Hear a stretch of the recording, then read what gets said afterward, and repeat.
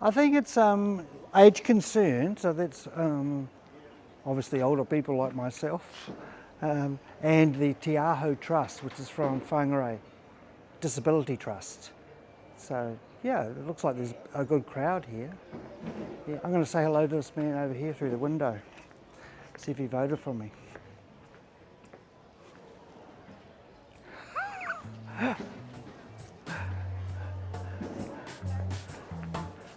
That's Willie Hinare. He was a teacher at the school. Hello. Oh, hello, how are you? I'm good. So you, Can you sign in, please? sure? I was just leave the pen and I was told to give it back. Where shall I sign? Give it back. Can I choose a number? Lucky number 84.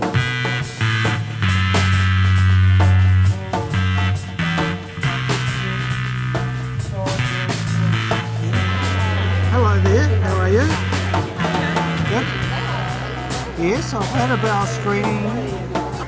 Hi, how's it going? Good, good. Hello there. Hello. Oh, look, Wally's. Yum. Have you voted? Yes. Oh, okay. Good, good, good, good. I've got a card here somewhere. Oh, they've got a little flyer. Okay, awesome. Oh, cool. Yeah. So I really think this is how communities get together, of course, Absolutely. and have a focus, Yeah. and that some really good ideas can be exchanged, with the people who come around, but also obviously with the other organisations that are here. Absolutely, especially here in the north, we cover a huge area, so these sorts of things are really important in regards to what resources and what services are out there available Yep. for our people up here. We get forgotten about. We do, and I kind of feel that means that we have to look after ourselves a bit more. That's actually the same. So resilience, positively, is that we get on and carry on. Negatively, we get forgotten. We, not seen, not heard, Yep. not known about. Because we do. We just carry on and do what we need to do. Yeah. So I don't know. There is a strength that is unique to the far north, I believe. And there is that strength in here. When we're dealing with people with money and the issues around increased cost of living, their monies might be down there, way down there, but this is still here. Yeah. So, that tells you something about the people in the north. I can't talk for anybody else. No, but I think you're telling the truth there. I don't think we're really that material minded, No, okay? no. We like to be with one another and enjoy the nature up here. And eh? I think we have seen also since COVID in regard to just different things that have happened around natural disasters, COVID, how our community come together and help people. And when there's some sort of need going on, the community are there. Yep. And it's, it's wow. Yeah, it is, and that's Very well. why we live here, eh? And, I think and so, I think we kind of absolutely. have to also protect that in a sense. I mean, we need to protect our natural environment, Yeah, of course. but our people, and this is what you are doing, and these other organisations here. Absolutely.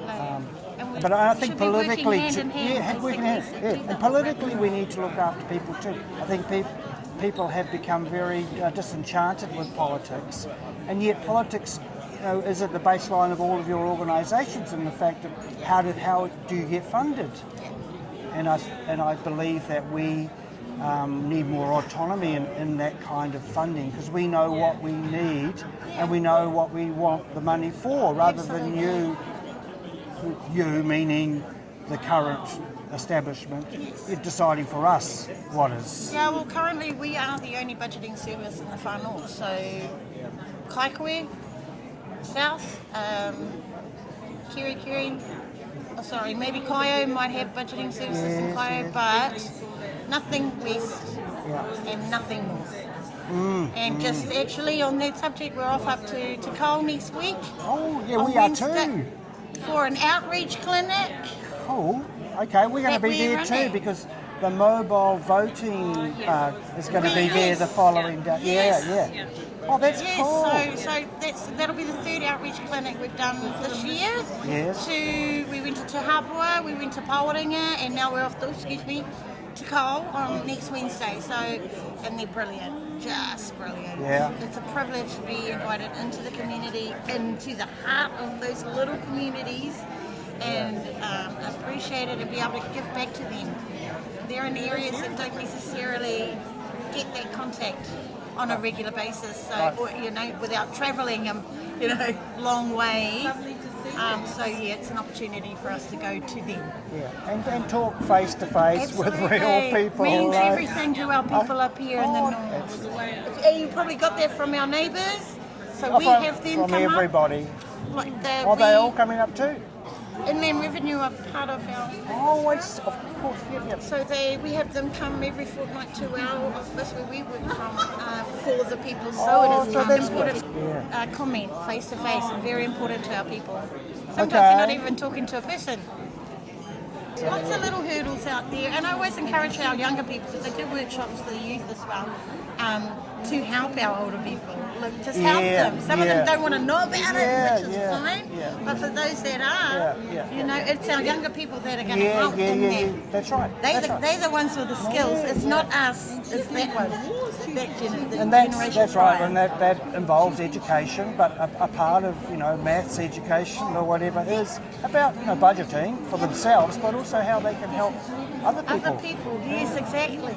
Oh, hey, brilliant! Carry Also- on the good work at Knivel Ollie. Absolutely. Yeah. Absolutely. Just going back to that about the tax code, if Yep. you are working, Yep.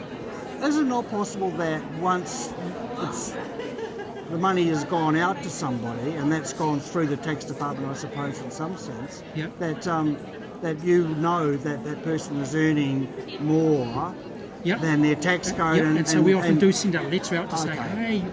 hey Roger, Yes. this other income you got here really you're on the wrong code. But even when they get the letter, sometimes Yes. they have no idea what that's about. Or how to do it. And then, of course, just being an organisation that we are, we want to do everything now digitally online, Yes, of course. or get you to call one of our call centres. And so for some people, that's not an environment they like doing. Over the phone, waiting for 45 minutes to talk about something they're not sure about. It's not a place for them, kind of thing. They'll write a letter or something like that. And so we'll go, jump online and do it online. Of course, that's the last place you want to go, because that's not My mother has no Yep. idea. Yeah, so part of that is talking to people today about, okay, what are the options around that? Can we get a son or daughter to do that, and they can do it digitally on your behalf and literally have the access to your phone? I think one of the things that my mother, and I suppose most older people, then feel is that they've lost their independence to a degree, because they are having to obviously find somebody else to do the kind of things which are not that complicated, but I think as you get older you kind of feel that bureaucracy is something that you don't really want to deal digital with. age is a classic. Yeah. Paper stuff, they're brilliant with and they can write letters, they can do stuff like that. Go online and then click that box or drop box like that. That's so foreign to them, but go back to here, they're brilliant. Yeah. Just that digital environment they don't like. So yeah, totally. Yeah. Oh, hello there. How's it going? Good. Yeah, good to see you again. Yep, I'm electioneering again. Oh, Remember I was? yep, I know. Yeah, that's right. I remember Yeah. you coming to Spencer. Yeah. Have you voted? No. Oh, you've got time. You don't have to do it just yet. Hi, how you going? Okay. Yeah, it's good. I like the name of your club. The Friendship Club, Yeah. Whereabouts is the Pioneer Village? Kaitaia. Oh, okay. Yeah, we try and get a couple of trips a year. We have a cup of tea and a chin wag, sometimes a little quiz, and then we have a speaker. Oh yeah. You know, Oh yeah, that's and good. vary it. Yeah. So it's interesting. And have you had anybody come and talk to you about the elections? About the elections? Yeah, the local No. body elections. No. Do you sort of have that political? Well, no one's been interested in it. You know, Right. it's usually something else. We've got a couple of the speakers for next year. Sorry, this is your next year. Where is Eddie went across Alaska? Did you say? Yeah, he went through about 3 different countries. Okay. Switzerland, Norway, or somewhere like that. I can't remember exactly. He told me a few months ago. He's been home about a month. So he's going to give a talk on his travels. Yes, This is one. yeah. And then there was another talk in March about North Sea oil. About what? North Sea oil, working on the rigs. Oh, okay. Yeah, so we try and vary it. Yeah, you know. that's great. Yeah. That's great. Okay, thanks very much.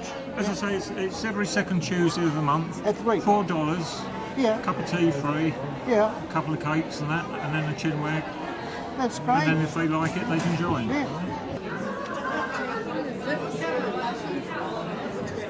This is basically an introduction to Grey Power.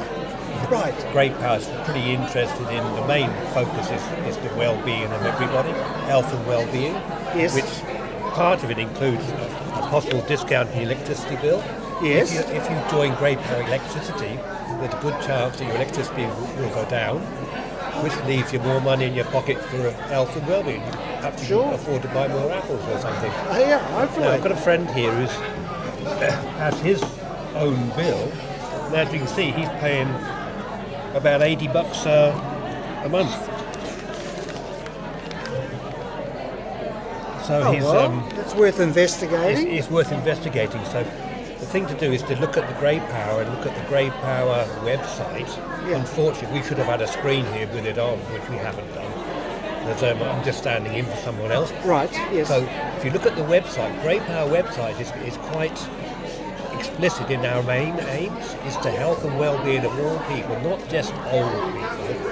Because let's face it, everybody wants to start looking forward to their old age from the age of 30. So why wait till 50 to join Grey Power, which is an advocacy group to put our That's right. ideas forward? I'm standing for council, and that's obviously one of the concerns for older people is the cost of rates. Yeah, the rates.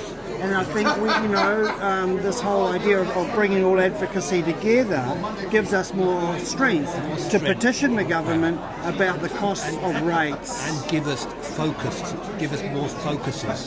Yep. We need to focus more rather than be looking at individual aspects of health and well-being. Yep. If we have it all together under one umbrella, if you like, it's more to the point, and we can actually support each other and support everybody else.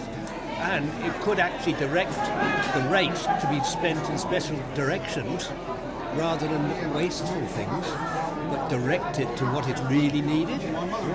You know, we all look at the old Pack and Save car park with all these homeless people sleeping there. Yes. I remember once upon a time there used to be places, perhaps gypsy camps, homeless people would actually go with their transportable homes for an overnight rest. Yeah. And it wouldn't cost much. All you've got to do is a little ablution block, if you like, Yes. and a bit of secure parking with a bit of CCTV, and you're going to help all these homeless people. And remember, if you sell a house and don't buy another house, you're temporarily homeless. There are a lot of people in the country living in their house buses whilst they're waiting for a house to become available. However, that's rates. That's a good thing for the ratepayers to have a focus. And CCTV, I mean, they can be under control. You wouldn't have to worry about vandalism. And I think we shouldn't go in with the mindset that it's going to be uncontrollable anyway. That's You right. know, we're all together. Health and We're helping one another. Health and well-being of everybody, whether you've got a mansion or you're living in the car. We've got to look after each other because we're all people after all, and we're all citizens of this wonderful winterless far north. We are. That's where we should be. Yeah, and that's right. And that's why we should strengthen our democracy as well. Yes. We need more people engaged. I really hate party politics. You've got all the brains in Parliament. They should all be focused on the betterment of all the citizens or inhabitants of New Zealand. Restore democracy. Vote no confidence. Vote Mark Shanks. Reform the system. The creative process, eh? It's the idea. Basically, keep retired men busy. You know, well, any man really, but you know, mostly we tend to be all retired guys. Yeah. Originally, I was a motor mechanic, and then I got involved in scuba diving. Owned the biggest dive school in the world in Cairns. Oh, So, then retired and came back here. wow, that's Yeah. quite a direction. You just had a real passion for diving. Yeah. Yeah. Started in Hamilton. We had a dive shop in Hamilton. Yeah, and ended up in Cairns. Yeah. Quite something, really. Here we got really struggle for finance. It's Does the just council support you at all? not in a real sense, no. I mean, the mayor was our patron, but he's not even the mayor anymore, and you don't get any support, and you don't get any financial support, and whether or not you get any support in another way, really. Like our premises now are at the local recycling centre, and that's to some extent, you could say there's some support from the council through there, but it'd be nice to have more. Yeah, the deal in Cairns was every council building for that type of activity had to have occupation by 2 groups. So our building was a men's shed and a pony club. So that's how it worked. So the great big arena for the pony club, and then they had part of the first building. Well, that's a good little rule, because it brings probably 2 diverse groups together, and things start to gel from that as well. I'll give you one of my cards. Okay. How's it going? All right. Very well, yes. Yeah. People are still getting themselves injured and the need of St John. Unfortunately, yes, it's always the way. Yeah, it is always the way, isn't it? Have you got the No Confidence Blues? I do. Subscribe down below. So my role is to make sure people have the information they need to do a good job being a parent or a good job being a professional. That can be either through being an information request, like going to a researcher at a library and saying, can you give me some information on toileting, sensory, autism, cerebral palsy, Down syndrome, funding, transition, just anything. We have a research team that sits behind me that if I can't answer it locally, then I go to them and they do the request. But importantly, another thing we do is that we connect people. So other parents who experience that with the knowledge, and that's the best part. They're the ones that really do know, because they know the systems, they've used the systems, and as well as that, we have the siblings. So we're the only organisation in New Zealand that provides care for, or that support for siblings. So those kids who've got a brother or sister with a disability. Yes. So we've got a sib camp coming up this weekend, which is Saturday through to Sunday, and I've got about 25 registered. Oh, so they all hang out together. Yeah. And where are you going? Sorry? Whereabouts are you it's going? down Matari Bay Way, but I can't broadcast that because we don't want people to turn up without being registered, and it does happen. Oh. So that's off the record, that. Yes, sure. But the other thing we do up here, which is quite unique, is I developed a sib voyage on the Aotaka Thompson for 7 days. So we have 12 siblings between 13 and 18, and they all go and hang out for 7 days on the Aotaka Thompson. And they do a fantastic program, but we put a sib leader on there, or a facilitator, and they do a couple of workshops as well, and get the kids. It's all about getting them talking in an environment that works for them, and that's lifelong.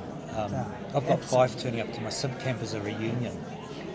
That's fantastic. So I suppose some of those, once they get a bit older, some of those siblings become some of these sib leaders and sib facilitators. That's the plan. Well, that's the kind of virtuous circle growth of good things happening that we need to encourage. And on top of that, we have a couple that now volunteered for the Aotaka Thompson, and one of them's doing the skipper's ticket. Yeah. So it's that pathway, and you can't really teach leadership, but trying to provide an opportunity for them to develop those skills. So here's the plug. Yeah. We always rely on other people's funding, and this year I'm trying to get corporates to support one placement, either the placement, or which is what the person would pay, or the whole placement, which would include the Tucker Thompson's contribution. Right. So it's $1,750. Yes. And they get their name plastered wherever I want to plaster it. And if they want to sponsor the whole position on that boat, it's double that. Right. And if we could cover the 12 places completely, the Tucker Thompson, for the whole lot, the Tucker Thompson could spend their money with other youth programs. Sure. And they would benefit hugely. We have kids from, it's biannual and they can come back twice. So we had 2020, 2022, 2024. Well, the 2022 kids are still involved in communicating. And the 2024 ones, well, 5 of them are turning up here because one said, I'm going to the SIB camp, and the others said, well, we'll go too. Yeah. So, they're still... Those bonds, eh? Those incredible, are the priceless. Yeah. I'll give you my cards, Leah. Yeah, we've had it, because you remember Arlene? Yeah. Yeah, well, she's gone, so a few changes here at the moment. Oh, I imagine. I mean, that's the way things are. I'm surprised that you're still there, eh? Because I'm well and truly retired age. Yeah. But you've got all that knowledge, I'm just hanging in there. Well, I love people. Yeah. I love helping people with disabilities, and it's my slush fund for my holidays. Oh, cool. Where are you going for your next holiday? Oh, well, the last one I just went to Italy, and my son got married. Yeah. Oh, that was nice. It was. So they look at that pretty flash, eh? Johnny once stood for me. I know, that's what I was going to talk to her about, political things. We had one of the guys come in to talk to us about it, yeah. And a lot of that, nowadays you're getting a lot of nasty stuff. Nasty You stuff? got no nasty stuff yet? Oh, from people? Yeah. About standing for Yeah. Really? Yeah, this guy that's standing opposite the mayor, I can't remember his name. Yeah, he was saying bad stuff in his wife. It's really affecting the wife and family. Yeah, so you have to be quite strong. You do Resilient, You do have to be, and that's what I'm saying. Some days you feel quite up, but then other days you think, how are people taking all of this? Yeah. Because politics is a bit like religion in some sense. Like Yeah, that, well, actually, on the radio they were talking about that on the way up, and how because the religion is lesser. Civilization and communities and governments, the standards are all changing. Because if we went along the religious way of being kind to people and forgiving and all that sort of stuff, it was quite interesting talk. And the guy was an atheist anyway, and he was on Radio New Zealand. You can look it up. It was quite interesting, and I could see what he was saying. Like civilizations need rules, and we need moral standards. and we need moral standards, and that's all slipping because of the Christianity. That's right. It was was interesting. And also, I think our leadership has not set a very good example. Yeah, exactly. That guy stands there and says, he doesn't know what it's like to be poor. Wasn't that Luxford said that? So how can he be representative of the people when he's so much more wealthy than everybody and is totally out of touch? He doesn't care if butter's $10 a pound. But he doesn't even care if the person, even my own daughter, God bless her soul, who's on the DPP, and on a $600 a week house, MSD's paying for. She can't make matters when, and she's going to the supermarket. Can I buy this?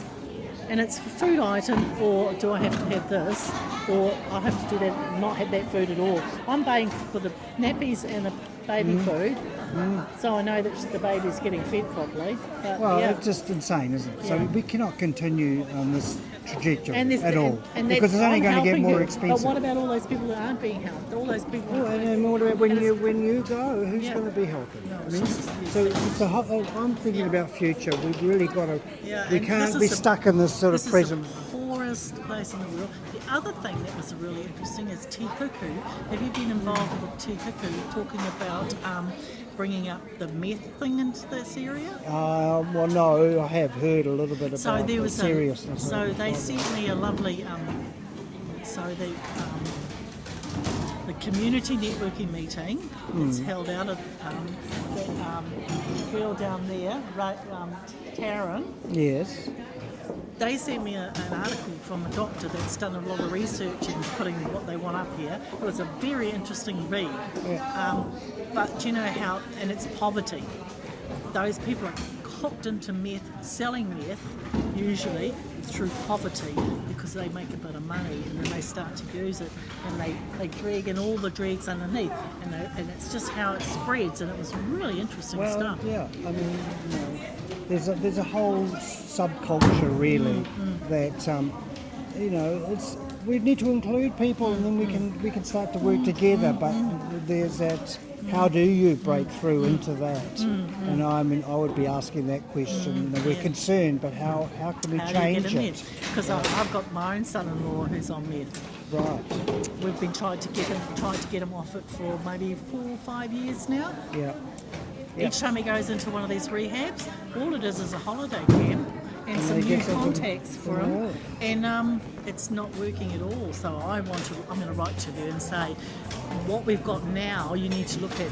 We don't need any more of that.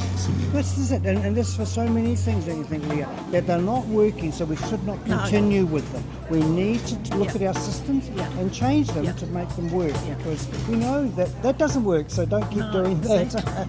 Vote no confidence. Vote Mark Shanks. Reform the system.